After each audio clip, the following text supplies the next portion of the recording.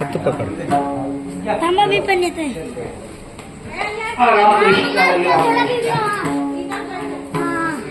सावकाश आहे भाग्यवंता घरी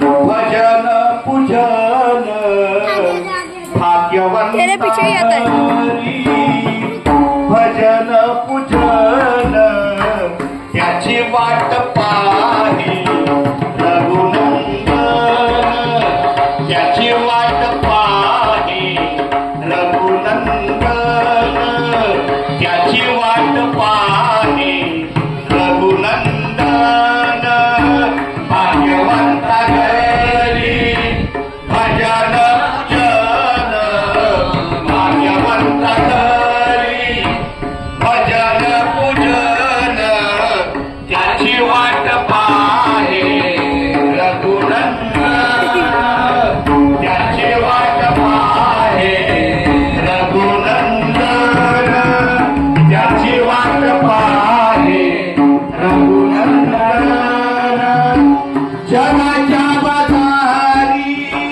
सर्व काही मिळे जगाच्या बाजारी सर्व काही मिळे जगाच्या बाजारी सर्व काही मिळे जगाच्या बाजारी सर्व काही मिळे जगाच्या बाजारी सर्व काही मिळे जगाच्या बाजारी सर्व काही मिळे जगाच्या बाजारी सर्व काही मिळे जगाच्या बाजारी सर्व काही मिळे परी हे दुर्लभ संत जन परी हे दुर्लभ भक्त जन याची वाट पाहे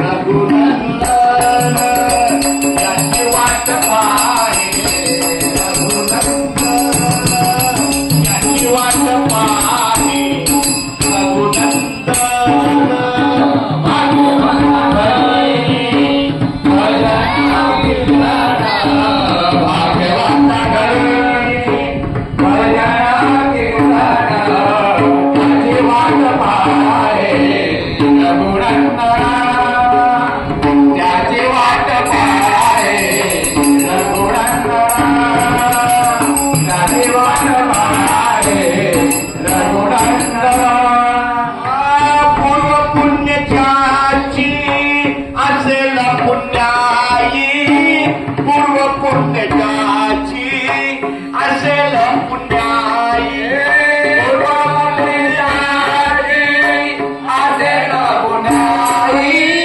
पूर्व पुण्याची असेल पूर्व पुण्याची असेल पुण्याई पूर्व पुण्याची असेल पुण्याई पूर्व पुण्याची असेल पुण्याई पूर्व पुण्याची असेल पुण्याई तोच मुखी घेई हरीचे नाव तोच मुखी घेई माऊलीचे नाव याची वाट पाहे रघुनंदन याची वाट पाहे रघुनंदन याची वाट पाहे रघुनंदन भाग्यवंता घरी भजन कीर्तन भाग्यवंता घरी भजन पूजन त्याची वाट पाहे रघुनंदन त्याची वाट पाहे रघुनंदन त्याची वाट पाहे रघुनंदन जो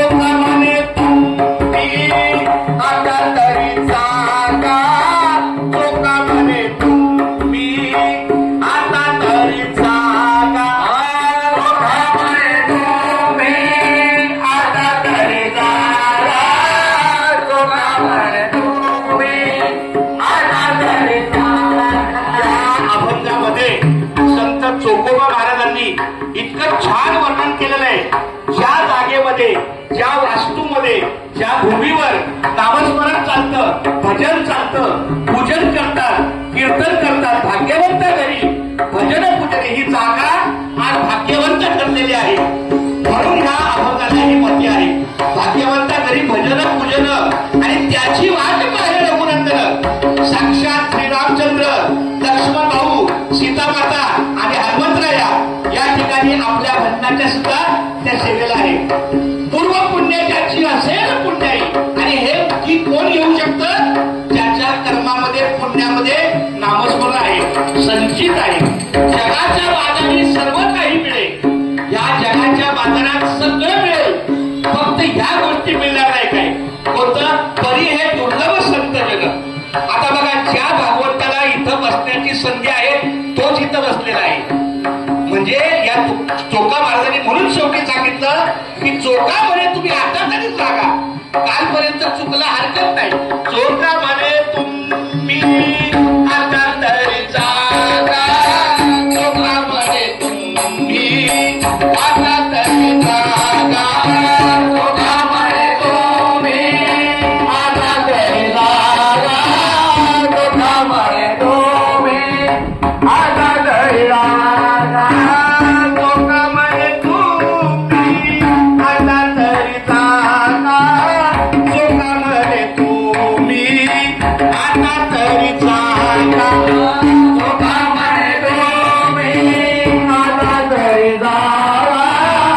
चोका म्हणे तुम्ही आता तरी जागा. आता चालू राहिल्यावर काय करायचं? रामकृष्ण हरी म्हणा निरंतर, रामकृष्ण हरी म्हणा निरंतर, याची वाट पाहे रघुनंदन, याची वाट पाहे रघुनंदन, याची वाट पाहे रघुनंदन.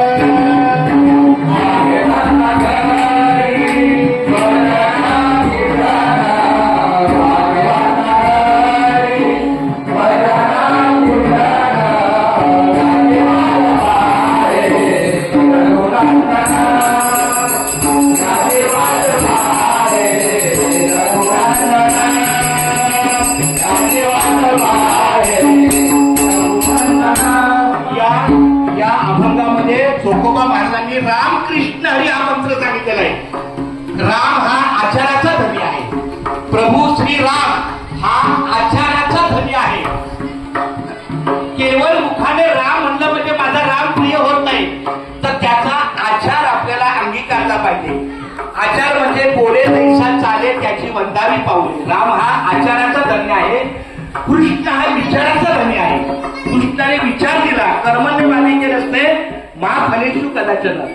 आणि शेवटी हरीचा उच्चार, हरीचा उच्चार म्हणजे आपल्या मुखातून हरी नाम घेतलं पाहिजे. आणि म्हणून हा रामकृष्ण हरी आचार, विचार आणि उच्चार ह्या स्वभावाचा गुणधर्म आपल्या अंगी जगला पाहिजे. सकाळी उठल्यापासून रात्री झोपेपर्यंत मी मुखातून हरिनाम पुष्कळ घेतो, पण माझे आचार तसे आहेत का? माझे विचार तसे आहेत का? माझे उच्चार तसे आहेत का? म्हणून रामकृष्ण हरी म्हणा निरंतर, रामकृष्ण हरी म्हणा निरंतर, याची वाट पाहे रघु